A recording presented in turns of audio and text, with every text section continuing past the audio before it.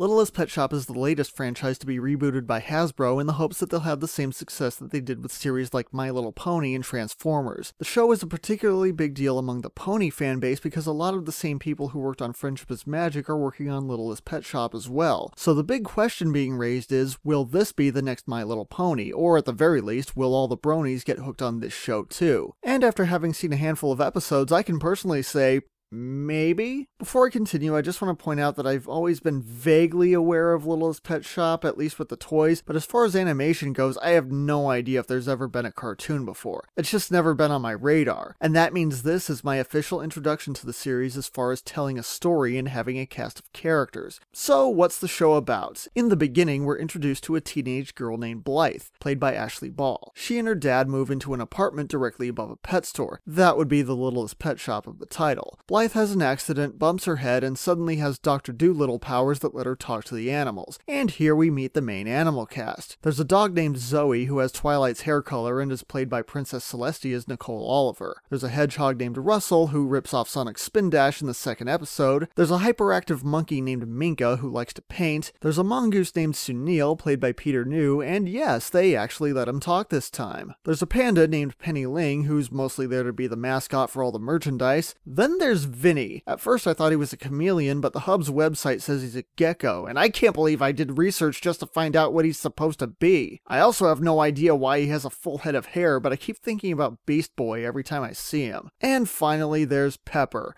Now, hold on just a second, I need to process this. So, she's a skunk, who's also a comedian, who gets just a bit awkward from time to time, and she's played by Tabitha St. Germain?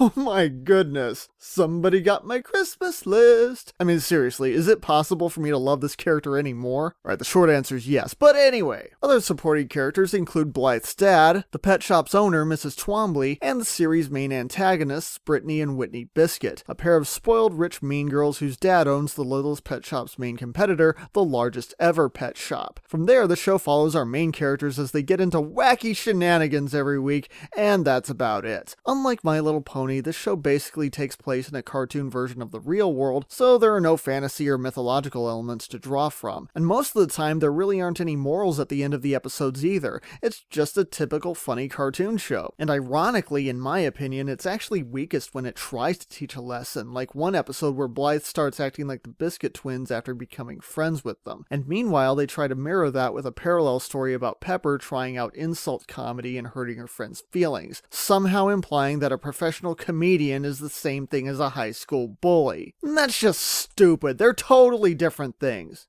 The comedian gets paid. Though this does illustrate one of my biggest pet peeves with cartoons in general, which is any time that they become blatantly and willfully ignorant. I'm willing to give Vinny a pass here since that's one of his defining characteristics, but it gets really annoying when other characters do it, and it's especially noticeable whenever Blythe's dad or Mrs. Twombly show up. I think the show wants them to be quirky, but instead they just come off as being stupid, and that's a big shame because I really like the relationship Blythe has with her dad. I also have some issues with the animation, which is a bit inconsistent. Sometimes it's very smooth and expressive, but then often the characters, especially the human characters, will have very stiff, unnatural movements. It also doesn't help that the inflated heads and the character designs don't really work for anyone outside of the main cast. And of course there are songs. Yes, one big similarity with Friendship is Magic is that there are songs every few episodes composed by Daniel Ingram. However, while the songs here are catchy, they often don't have proper endings for some reason. They just kind of stop after a while. Overall, on the technical side of things, it seems like the show's about halfway there. Thankfully, all the stuff that bugs me makes up a very small percentage of the show. Otherwise, it's funny and entertaining, the characters are diverse and likable, and one thing that really stands out is that even though the Littlest Pet Shop toys are still located firmly in the pink aisle, the show is actually a lot more gender neutral than My Little Pony. A quick glance at the main animal characters shows 4 girls and 3 boys, which is already way more balanced. And except for a few design choices like the fact that every character, and I do mean every character has pink and purple sparkles in their eyes, I can easily imagine kids, both boys and girls, liking the show equally. It's still a bit too early to tell where it's gonna go, but as it stands right now, the show's good, and each new episode gets a little bit better. It's just a bit unpolished at the moment, and ultimately it is just a typical cartoon without anything all that special to make it stand out. If you're still curious about it though, I definitely recommend checking it out.